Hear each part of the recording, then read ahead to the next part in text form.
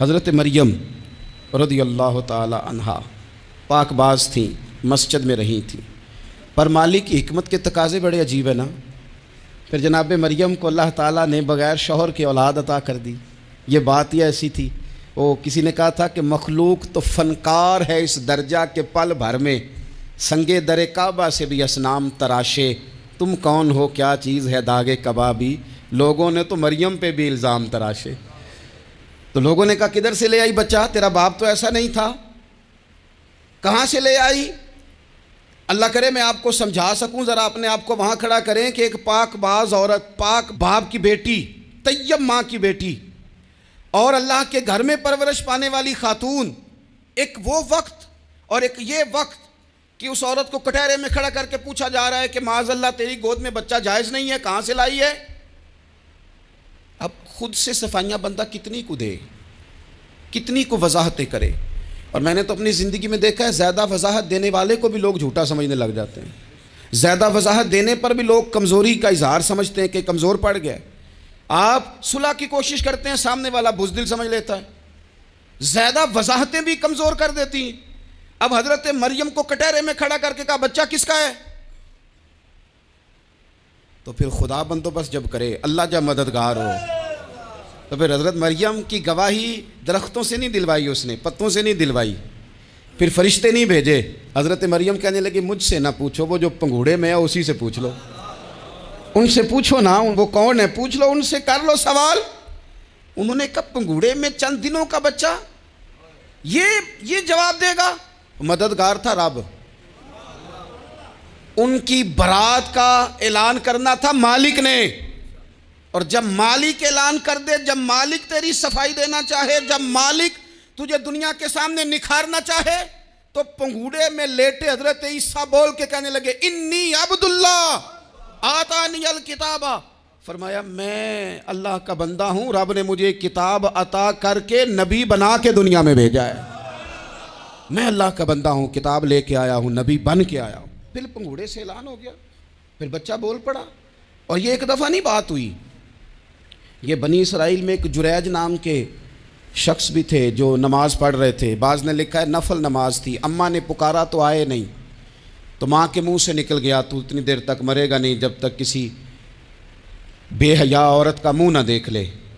تو وہ عبادت گزار تھے، لیکن لوگوں نے ان کی عبادت، ریاضت، پرہیزگاری کو نہیں دیکھا، بس ایک عورت کو بھیج کے الزام لگوا دیا۔ وہ عورت آیا جایا کرتی تھی، اب آ جاتی ہیں عورتیں، مسئلہ پوچھنے کی نیت سے بھی آ جاتی ہیں۔ ماحول میں کچھ جگہ ایسی بھی ہیں جہاں عورتیں دم کرانے کے بہانے آ جاتی ہیں۔ وہ خاتون آتی جاتی تھی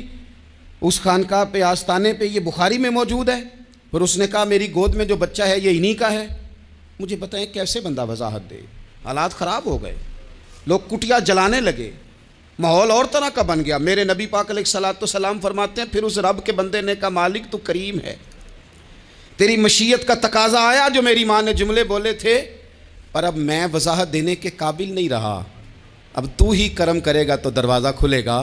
تو وہ چند دنوں کا بچہ پنگوڑے میں بول کے کہنے لگا میں اس درویش کا نہیں، میں تو فلانے چرواہے کا بچہ ہوں،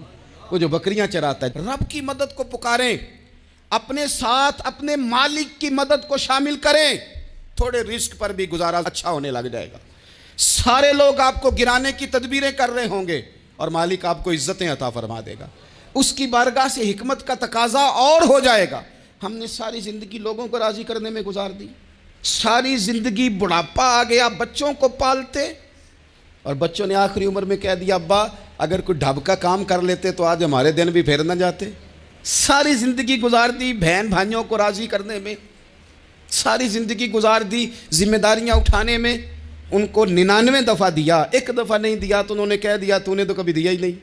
تو تھا ہی نہیں۔ ساری زندگی محلے داروں، علاقے والوں کو راضی کرنے میں گزار دی۔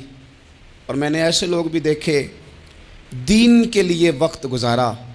لیکن جب بڑھاپے میں دانت کام نہ کرتے تھے تو وقت کے مفتیوں کو بھی مسجدوں کی کمیٹیوں نے کہہ دیا اب آپ کی سمجھ نہیں آتی، ہم نے خطیب کو یور رکھنا ہے، نہ دیکھو دنیا کی طرف، دنیا رلا دیتی ہے، نہ راضی کرو بندوں کو، بندے تھکا دیتے ہیں، نہ پیچھے بھاگو ہر وقت دنیا داروں کے، یہ انسان کو کمزور کر دیتے ہیں، وہ تو کریم ہی بڑا ہے، دو آنسو زمین پر بعد میں گرتے ہیں، بندے کے گناہ سارے پہلے معاف فرما دیتا ہے۔ اللہ کی مدد کا حصول، اپنے مالک کی مدد کی طرف بڑھنا، آپ کو بدر کی جنگ بھی یہی درس دے گی، آپ کو احد کا میدان بھی یہی سبق دے گا، فتح مکہ بھی یہی سبق دے گا۔ میرے دوستو، جب رب مدد فرمائے، جب اللہ مددگار بنے، دوستوں سے ایک بات اکثر کرتا ہوں، میں کہتا ہوں کہ جتنے درد سے آپ امیر کو اپنی کہانی سناتے ہیں نا، اور جس طرح آپ کے آنسو بات کرنے سے پہلے گر جاتے ہیں کہ غریب ہیں، بچیاں ہیں، کاروبار نہیں، او میرے سنگیو، اس سے آدھے آنسو اپنے رب کی بارگاہ میں بکھیرو، اس کے حضور عرض گزار ہو جاؤ، اس سے طلب کرو۔